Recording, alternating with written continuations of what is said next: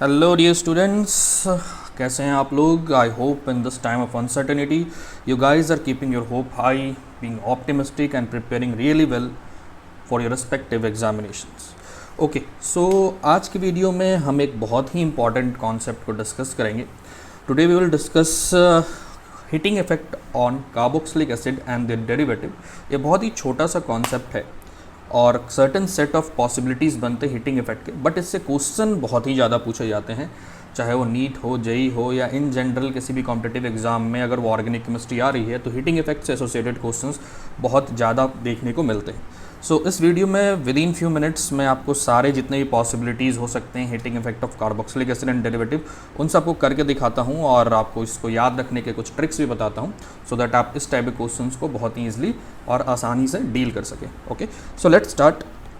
First of all I would like to say that dicarboxylic acid हो या फिर इसके कुछ डेरिवेटिव्स जैसे कि hydroxy carboxylic acid, some of unsaturated carboxylic acid, ये कुछ ऐसे होते हैं जो हीट के एप्लीकेशन पे जल्दी ही डिकम्पोज कर जाते हैं और सर्टेन केसेस में या तो ये डीकार्बोक्सिलेट करते हैं, मतलब CO2 रिलीज़ करते हैं, या कई बार वाटर का रिलीज़ भी देखने को मिलता है। तो इन्हीं में से कुछ केसेस जो सारे हमारे एग्जाम में पूछे जा सकते हैं वो सब हम देखते हैं। सो सबसे पहले हम बात कर रहे हैं 1,2 डाइकार्बोक्सिलिक एसिड की। सो देखिए यहाँ पे 1 है, दिस इज़ 2 डाइकार्बोक्सिलिक एसिड है। डाइकार्बोक्सिलिक एसिड 1,2 को जब हम हीट करते हैं तो सबसे पहले इसके अंदर का डीकार्बोक्सिलेशन होता है, दैट मीन्स CO2 बाहर निकल जाता है। अब जो रिमेनिंग बचा वो भी CO और H2O में ब्रेक हो जाता है। So the product is CO plus CO2 plus H2O। ठीक है, उसके आगे चलते हैं 1,3 डाइकार्बोक्सिलिक एसिड को जब हम हीट करते हैं, so this is 1, 2 and 3 dicarboxylic acid. तो इसमें एक सिंपल डीकार्बोक्सिलेशन देखने को मिलता है, तो आप CO2 रिलीज़ करा दीजिए और जो रिमेनिंग बचेगा, तो CO2 पहले हमने यहाँ पे लिख लिया और रिमेनिंग अपने पास बच गया है एसिटिक एसिड CH3COOH। ठीक है, उसी तरह से यहाँ पे बात करें, सो दिस इज़ 1, 2, 3 और इसको भी हीट करूँगा अगर मैं, तो CO2 बाहर निकल जाएगा and now the product will be somehow like this. ठीक है, ये कार्बोक्सिलिक एसिड ही बनाएगा, CO2 बाहर निकल जाएगा। तो जहाँ भी आपको 1,3 का अरेंजमेंट दिखे आप CO2 को बाहर निकाल सकते हैं। अब अगर 1,4 की बात करें तो 1,2 और 1,3 में आपने देखा कि CO2 डेफिनेटली निकल रहा था, और 1,4 में यहाँ पे थोड़ा सा चेंज है, ये डीकार्बोक्सिलेट ना करके ये वाटर रिलीज़ कर देता है। और जब ये वाटर रिलीज़ करेगा तो आप देख पाएंगे कि एक साइक्लिक एनहाइड्राइड बनाएगा। ये साइक्लिक एनहाइड्राइड कुछ इस टाइप से बनेगा अपने पास। इसमें से अगर मैं वाटर रिलीज़ कर दूँ, so somehow it will look like this, so it is a cyclic anhydride। ठीक है, और 5 मेंबर्ड है, तो इस तरह से देखो इस टाइप से भी आ सकता है। सो इट इज़ 1, 2, 3, 4 देख लिया हमने, 1, 4 है। सो चुपचाप वाटर निकाल देंगे and the product will be bicyclic type का एक एनहाइड्राइड बन जाएगा अपने पास। ठीक है, so it is very easy. Next 1,4 के जैसा 1,5 अगर अपने को देखने को मिल रहा है, तो 1,5 में भी 1,4 के जैसा ही वाटर को हम रिलीज़ कराते हैं, और वाटर जब रिलीज़ हो जाएगा तो ये बड़ा ही इंटरेस्टिंग 6 मेंबर का एनहाइड्राइड बना लेगा। So it will be CH2CO, यहाँ पे एक और CH2, यहाँ पे एक और CH2, this is again CO, और ये 6 मेंबर्ड रिंग साइक्लिक एनहाइड्राइड बना दे रहा है। ठीक है, अब सिमिलर फॉर्म में 1,6 अगर देखें, 1, 2, 3, 4, 5, 6, सो 1,6 में अगर आप वाटर रिलीज़ करते हैं तो एक्चुअली 7 मेंबर का रिंग बन जाएगा, क्योंकि 1,5 में 6 बन रहा था, उसी तरह से 1,6 में 7 मिलेगा। और 7 काफ़ी अनस्टेबल होता है, तो उस अनस्टेबिलिटी को टेक केयर करते हुए इसके अंदर वाटर के साथ साथ डीकार्बोक्सिलेशन दोनों हो जाता है। डैट मीन्स H2O तो निकलता ही है, बट साथ ही साथ CO2 भी निकल जाता है। तो CO2 भी निकला और H2O भी निकला, तो अब यहाँ पर अपने पास एक 5 मेंबर का रिंग मिलेगा, जो 7 मेंबर्स से तो डेफिनेटली ज़्यादा स्टेबल है। So actually this is a cyclic ketone. ठीक है, तो हम इन जनरल अगर हम जल्दी से देखें 1,6 डाइकार्बोक्सिलिक तक ही पूछा जाता है, तो हमने देखा कि 1, 2 हो और 1,3 हो, इसमें ऐसे याद रख लेंगे हम, इसमें हीट करने पे CO2 रिलीज़ कर रहा था। उसके बाद आया 1,4 एंड 1,5, इसमें हीट करने पे H2O मिला अपने को। और अगर मैं 1,6 की बात करूं तो इसमें दोनों ही मिल रहे हैं, हीट करने पे CO2 भी मिला और H2O भी मिला। ठीक है, क्योंकि 7 मेंबर नहीं बन सकता। ओके, आगे बढ़ते हैं और बात करते हैं नेक्स्ट केस की। Next case is beta keto acid.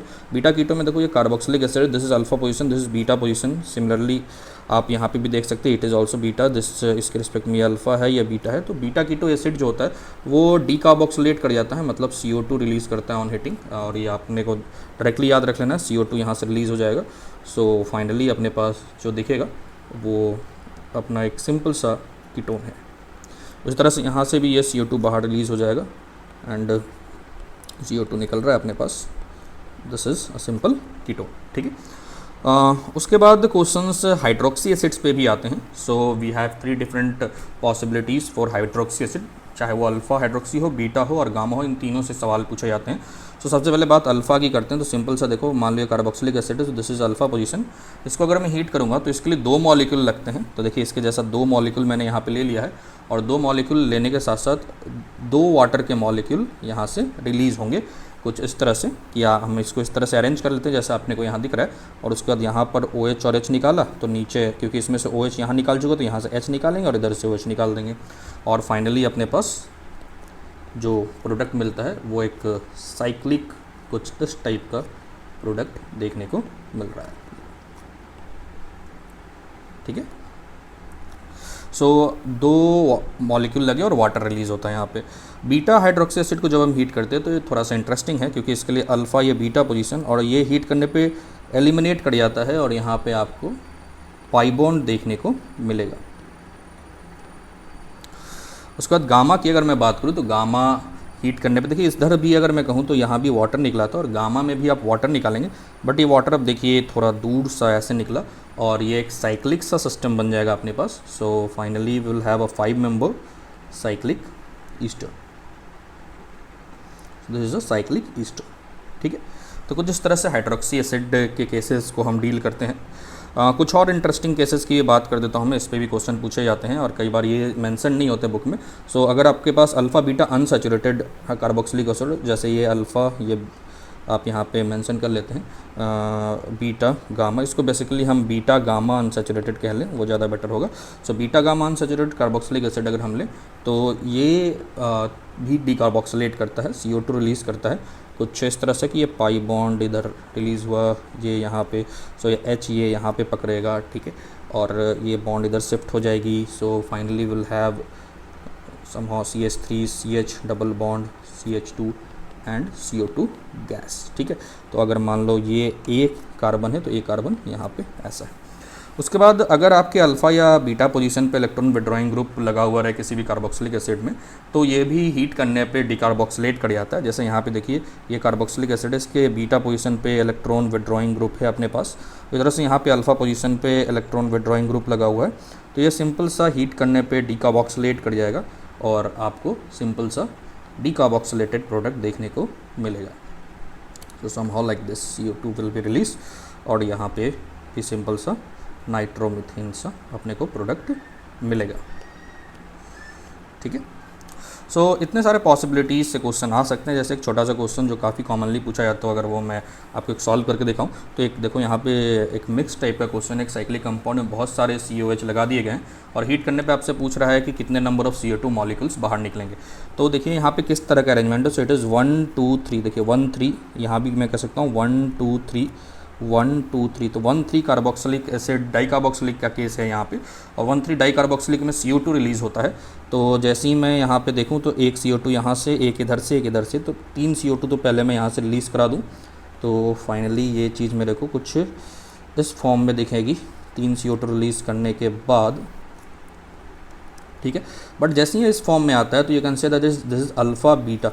So beta keto acid है ये। सो बीटा कीटो एसिड से भी CO2 और CO2 रिलीज़ हो जाते हैं।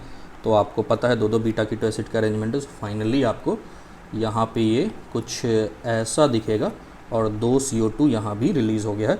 सो टोटल 5 CO2 के मॉलिक्यूल्स बाहर निकले हैं and this is your answer. So इस तरह के छोटे छोटे क्वेश्चन देखने को मिलते हैं, तो आप इन सारी चीज़ों को याद रख लेंगे तो ऐसे सवाल आप बहुत ईजिली कर पाएंगे और आपको इससे काफ़ी बेनिफिट मिलने वाला है। So all the best. Thank you very much. Thanks for watching. Please like, share and subscribe for further updates.